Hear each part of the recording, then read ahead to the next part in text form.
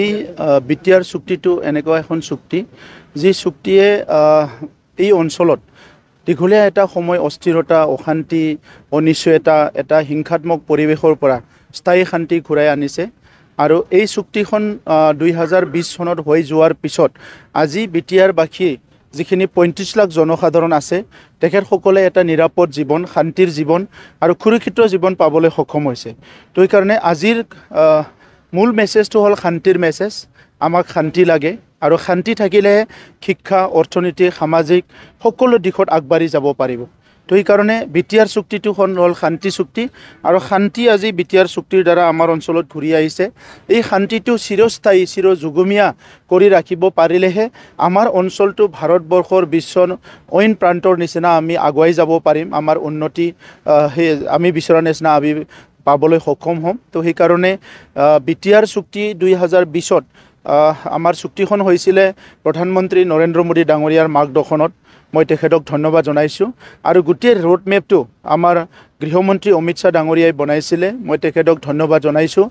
আৰু আমাৰ বৰ্তমানৰ মুখ্যমন্ত্ৰী ডক্টৰ হিমন্ত বিশ্ব শৰ্মা ডাঙৰীয়া সেই সময়ত মুখ্যমন্ত্ৰী নাছিলে তথাপিতো দিনে নিশা কাম কৰি পেলাই চুক্তিখন সম্পন্ন কৰাত তেখেতে দায়িত্ব লৈছিলে আৰু আজি চুক্তিখন হৈ যোৱাৰ পিছত বিটিআৰ অঞ্চলত যাতে বড়ো সমাজৰ মাজত ভাল এটা পৰিৱেশ ঘূৰি আহে আৰু ইয়াত বসবাস কৰা সকলো জাতি জনগোষ্ঠীৰ মাজত ভাল পৰিৱেশ সদায় থাকে ইয়াৰ কাৰণে তেখেতে আমাক সদায় মাৰ্গদৰ্শন কৰি আছে সহায় কৰি আছে আৰু লগতে বিটিআৰ চুক্তিত স্বাক্ষৰ কৰা প্ৰত্যেকটো সংগঠনৰ নেতৃবৃন্দক মই ধন্যবাদ জনাইছোঁ আমাৰ বড়োলেণ্ড আন্দোলনৰ শ্বহীদসকলক মই আদি শ্ৰদ্ধা জনাইছোঁ আৰু যিসকল নেতৃত্বই বড়োসকলৰ অস্তিত্বৰ কাৰণে বড়োসকলৰ পৰিচয় ৰক্ষাৰ কাৰণে আৰু বড়োসকলৰ আত্মনিয়ন্ত্ৰণৰ সংগ্ৰামত অংশগ্ৰহণ কৰিলে নেতৃত্ব দিলে দায়িত্ব ল'লে সকলোকে মই ধন্যবাদ জনাইছোঁ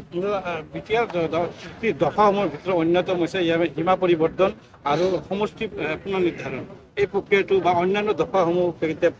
চাওক বহুতখিনি দফা পূৰণ হৈ গ'ল কিছুমান দফা অলপ সময় লাগিব কাৰণ কিছুমান দফা অলপ বিভিন্ন জাতি জনগোষ্ঠী বিভিন্ন ৰাইজৰ লগত জড়িত হৈ আছে তো সেইটো একপক্ষীয়ভাৱে এই কামবিলাক কৰিব নোৱাৰিব আজি আপুনি দেখিছে অসম মেঘালয় সীমা বিবাদ সমাধানেই হোৱা নাছিলে ইমান বছৰ হৈ গ'ল অৰুণাচল অসম সীমা বিবাদ তেনেকুৱা বহুত সমস্যাবিলাক আছে তো গতিকে এনেকুৱা সমস্যাবিলাকৰ অলপ সময় লাগে কিন্তু সকলো পজিটিভ দিশত গৈ আছে গতিকে মই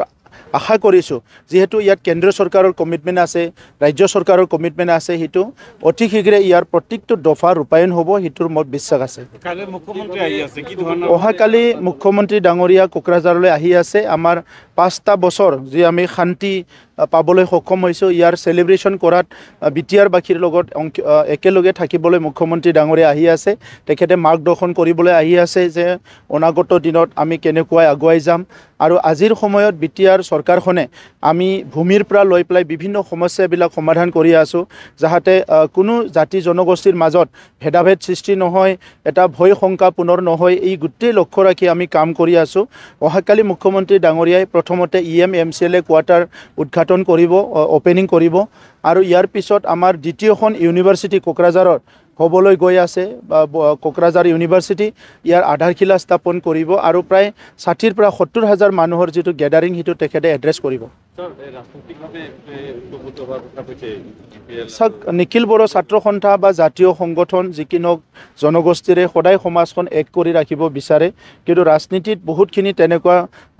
বিষয় আছে ইস্যু আছে যিবিলাক বেলেগে চোৱা হয় বিশ্লেষণ কৰা হয় তো আজিৰ তাৰিখত আমি এইবিলাক কথা বিশ্লেষণ কৰি আছোঁ পৰৱৰ্তী সময়ত কি কৰিব লাগে সেইটো সময়ে ক'ব কাৰ কাৰণে বুলি কথা নাই গোটেই পৰিৱেশটো আমি চাব লাগিব কাৰণ যোৱা 30-40টা বছৰত বড়োলেণ্ড এটা ভাল এটা পৰিৱেশত অহা নাই এটা অস্থিৰতা অনিশ্চয়তাৰ মাজেৰে আহিছে এটা হিংসাৰ পৰিৱেশৰ মাজেৰে আহিছে গতিকে আপোনাৰ কোনোবা এটা ডিচিশ্যনে যদি সমাজখনত এটা অস্থিৰতা আনিব পাৰে বা আপোনাৰ কিবা এটা ভুলৰ কাৰণে যদি সমাজখনত কিবা এটা অসুবিধা হ'ব পাৰে এই কামবিলাক আমি কৰিব নোৱাৰোঁ সেইকাৰণে আমি চিন্তা চৰ্চা কৰিম আলোচনা কৰিম যে গোটেই কথা বিশ্লেষণ কৰি আমাৰ ষ্টেপটো আমি ল'ম